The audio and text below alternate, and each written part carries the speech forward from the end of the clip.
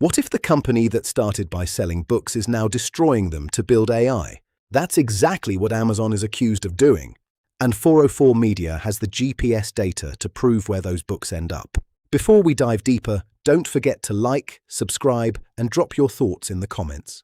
We're going to break down what this means for your business, your data, and the future of AI training. So here's what happened. The independent investigative outlet 404 Media took a rare book, placed a tracking device inside it, and listed it for sale. That book was purchased in bulk with many others, and the tracker didn't go to a bookstore or a warehouse.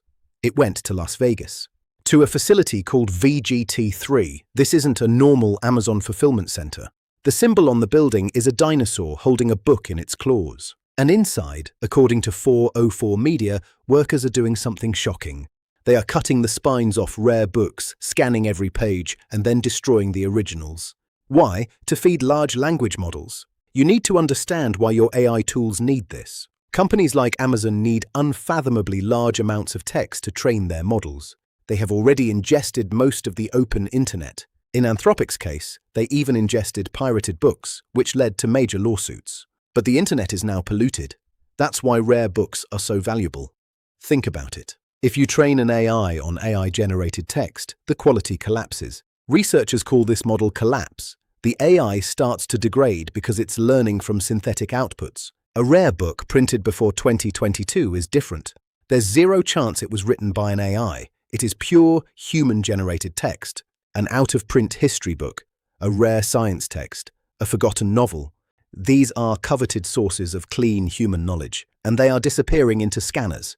But here's the good news. This reveals exactly where the AI economy is heading and why you should care. Forbes reports that archivists, historians, and bibliophiles have launched an online war against tech giants over this practice, and we're seeing why. Some independent bookstores reported unexpectedly large, strange bulk orders. They suspected their books were being scanned and destroyed. Now we know they were right.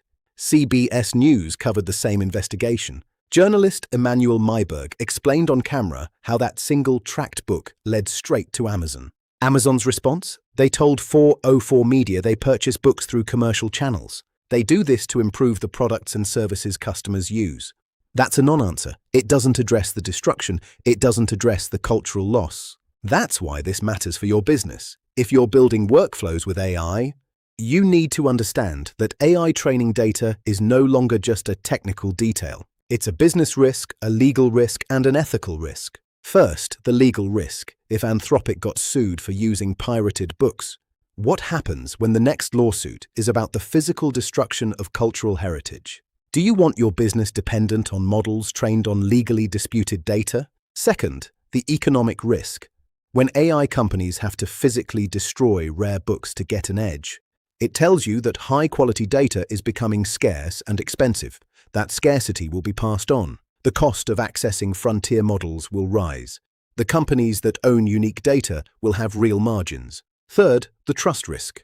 Your customers care about where your AI gets its knowledge. If your AI assistant destroyed irreplaceable books to learn, how does that align with your brand values? With the right security practices and human oversight, AI can revolutionize operations, unlocking massive efficiencies without compromising safety. But without transparency, it erodes trust.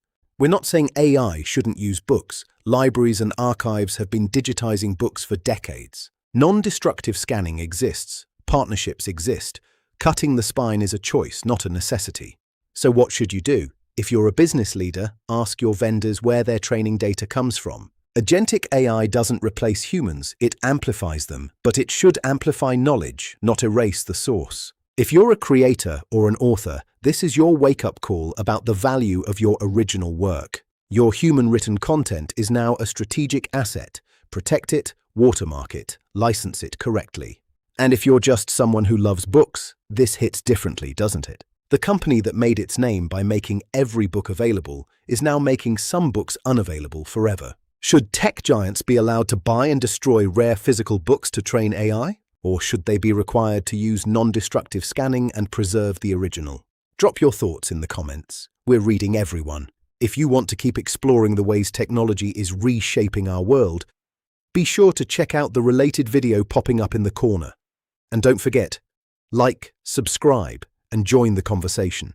Together, we can keep these vital debates alive and maybe even save a few rare books in the process.